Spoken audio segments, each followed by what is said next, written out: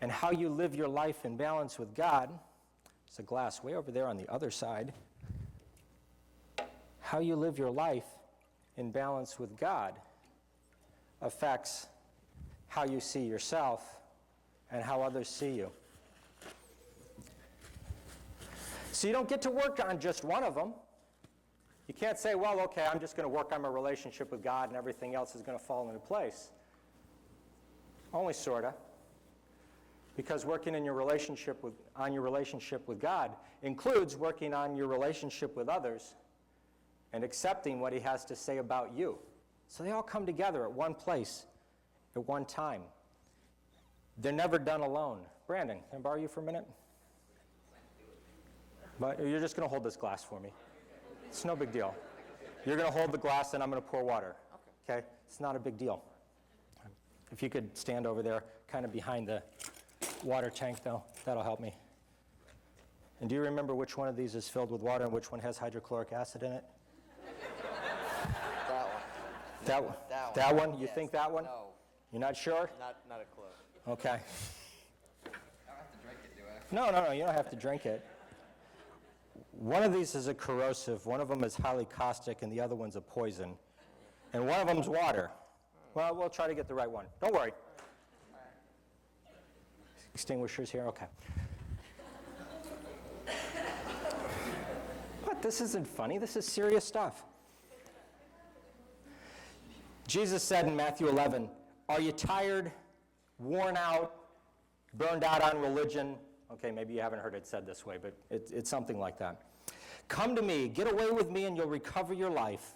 I'll show you how to take a real rest. Walk with me and work with me. Watch how I do it. Learn the unforced rhythms of grace. I won't lay anything heavy or ill-fitting on you.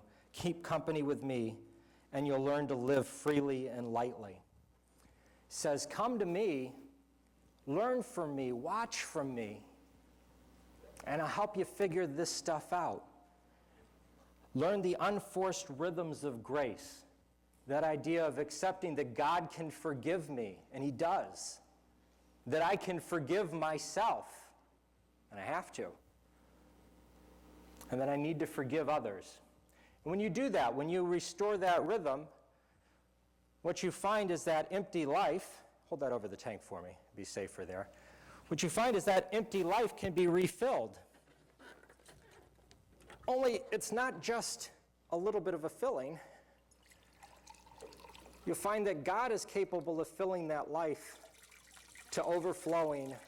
And so you end up with a life that isn't just a good life. I don't think this is the water. You don't? No, Does it feel bad? No, it's not that bad. This is the water. Okay. Trust me. I can drink some of it if it'll make you feel better. No, Okay. I trust you mostly. Mostly? Okay.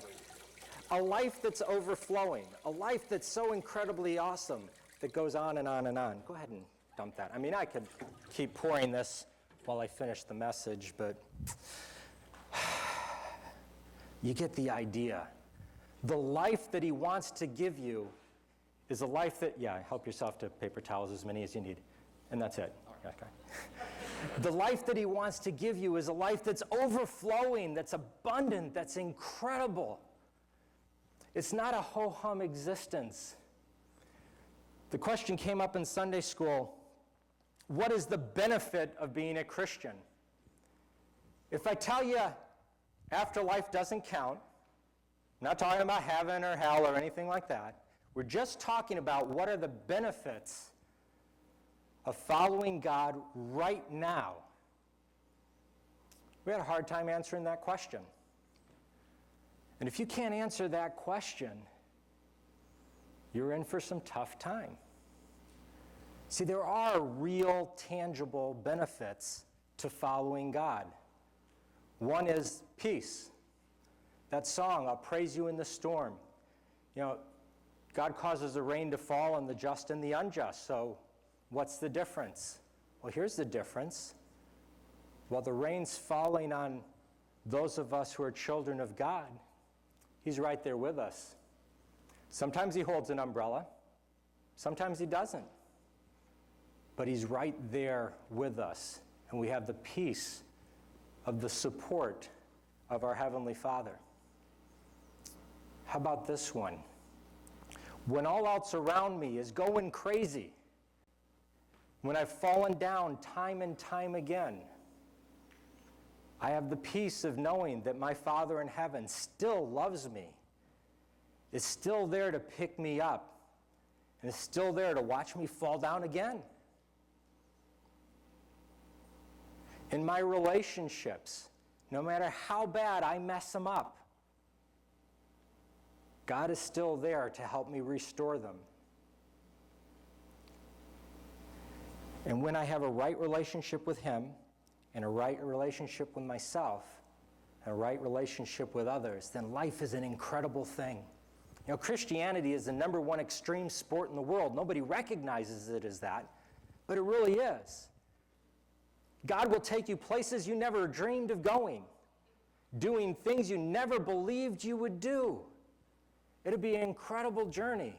In fact, if He told you up front when you first became a Christian what you would be doing later on, you wouldn't do it. That's how incredible it is. And you can have that incredible life.